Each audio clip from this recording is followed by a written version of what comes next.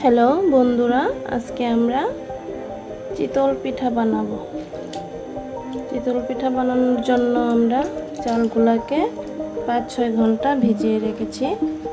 এখন আমরা গ্রাইন্ডারে এটাকে পেস্ট করে নেব। এই গ্রাইন্ডারে আমরা পেস্ট করব।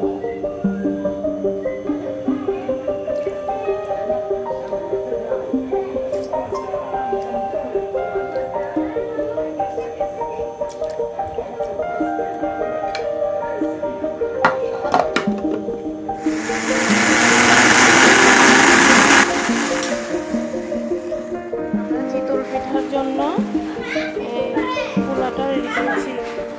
আমরা এই চালটা গুঁড়া করে এখানে রেডি করেছি। এখন এটাতে আমরা এই লবণটুকু দিয়ে দেবো।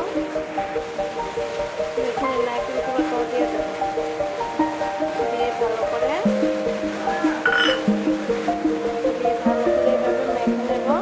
মনে রাখবেন, চালের গুঁড়াটা যত পালিশ করে পেস্ট করবেন ততই পিঠাটা ভালো হবে।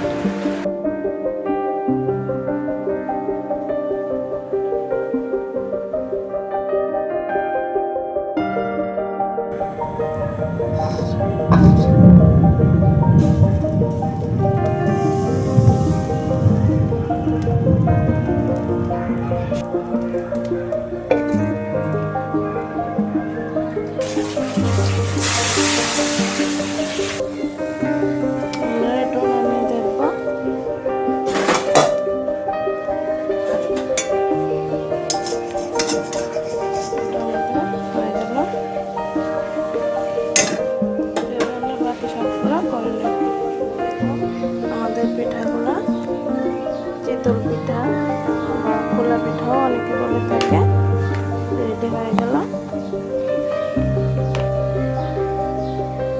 যদি আমাদের এই পিঠা আমার রেসিপিটা ভালো লাগে তাহলে আপনারা শেয়ার অথবা লাইক করবেন।